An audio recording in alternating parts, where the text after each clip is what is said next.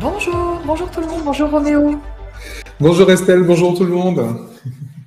Alors, bienvenue tout le monde dans cette seconde partie de la formation Glitz. Où est le problème avec Roméo Cournel, formateur en neurosciences appliquées, praticien en thérapie brève et coach intuitif. Merci de m'accueillir pour cette formation. Alors, formation effectivement extrêmement importante, beaucoup plus importante qu'on ne le pense. Ça fait plus de 20 ans en fait que je fais ça. Donc, c'est précisément à partir d'une certaine pratique et certaines expériences effectivement que j'ai eues que j'ai mis en place en fait cet outil que l'on va voir aujourd'hui. Pourquoi? Parce que je me rendais bien compte que même moi, au début dans ma pratique, j'accompagnais des personnes et des fois, ça allait très vite. En plus, je suis praticien en thérapie brève. Et puis, il y a d'autres cas qui avaient l'air très similaires et pour lesquels ça traînait. Et on n'y arrivait pas, en fait. On va voir déjà dans un premier temps pourquoi est-ce qu'il est très important d'avoir cette méthodologie. Au-delà d'un outil, c'est également une posture. On peut se retrouver face à un accompagné qui vient et qui dit, voilà, j'ai tel souci, je suis en burn-out, je n'arrive pas à avoir d'enfant, je suis dans une relation toxique, je suis dans une énième relation toxique.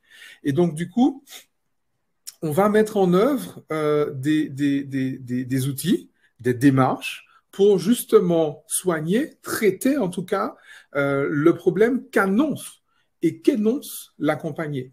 Eh bien, on se rend bien compte que traiter le problème à l'endroit où il est énoncé, où il se manifeste finalement, eh bien, ça fait que on revoit l'accompagné quelque temps après qui nous raconte la même histoire. Voici aussi la raison pour laquelle il est finalement dangereux, en vrai, de ne pas avoir cette démarche-là, c'est que nos accompagnés peuvent s'épuiser. Et à la longue, on a tous vu des personnes qui disent, voilà, mais j'ai tout fait, j'ai déjà travaillé ça, j'ai déjà fait ça, et ça revient encore. Et il y a une certaine désaffection, finalement, du public pour nos pratiques.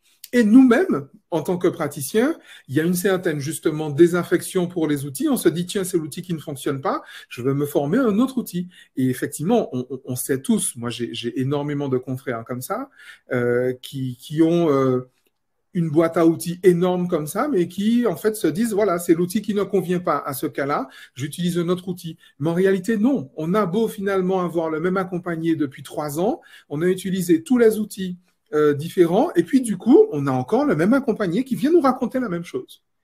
La compétence première d'un praticien, c'est le non-jugement. D'accord? La compétence seconde du praticien, c'est le non-raisonnement. Pourquoi? Parce que à l'endroit où le cerveau va mettre en place un comportement, eh bien, figurez-vous qu'il ne raisonne pas. Et donc, si moi, j'arrive en tant que thérapeute, je viens, je raisonne, je me trompe. Et il faut également savoir que le raisonnement, c'est la chose qu'un cerveau fait le moins. Bien évidemment, soyez ouverts. Vous allez entendre des choses que vous n'avez pas forcément déjà entendues. Et vous allez aussi entendre des choses qui sont assez contraires à ce que vous avez déjà entendu. Qu'est-ce qui va faire de l'expérience un trauma? Ce qui va faire de l'expérience un trauma, c'est le fait que je n'ai pas extériorisé la charge émotionnelle liée à cette expérience désagréable. Le rôle du thérapeute, c'est de faire en sorte que la réponse émotionnelle face à cet événement soit différente. C'est ça qu'on appelle une thérapie. Je prends l'exemple du cancer. On sait aujourd'hui qu'on ne peut pas développer un cancer s'il n'y a pas de conflit neuro-émotionnel. On a beau avoir tous les pathogènes qui sont à l'intérieur en matière de rayonnement, en matière de nourriture, en matière de métaux lourds, de tout ce que vous voulez, pas de conflit neuro-émotionnel, pas de cancer. Donc forcément, il faut trouver le conflit. C'est pour ça que j'adore cet outil, parce qu'on est obligé, en fait, d'avoir la posture qu'il faut. On est obligé d'avoir cette compétence-là. Déjà au départ, pour être vigilant, et à force d'en faire, on finit justement par prendre cette habitude de lire une expérience de vie avec simplement, d'un côté, quelles sont les informations, de l'autre côté, quels sont les événements. On sort du raisonnement, les oui, mais, machin, et on évite justement les biais cognitifs.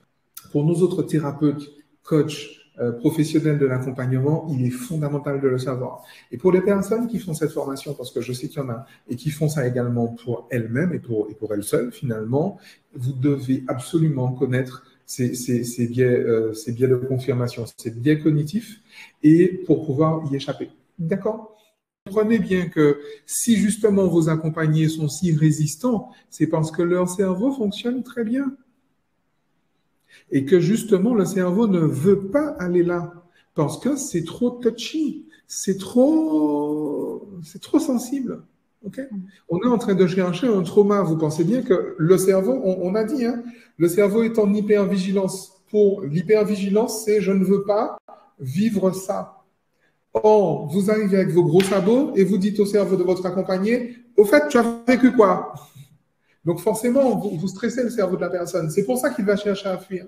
Lorsque j'ai un problème, le but du jeu n'est pas de me débarrasser du problème, mais de devenir plus grand que mon problème. C'est pas de la psychologie, encore une fois. C'est pas de la psychologie. C'est simplement de la lecture.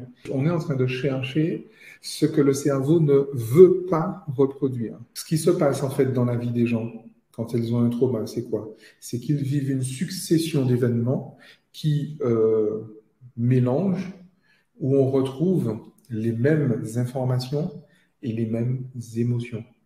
Rien qu'à dire « je prends plaisir à parler calmement », elle est partie en vrille, mais vous n'imaginez pas à quel point.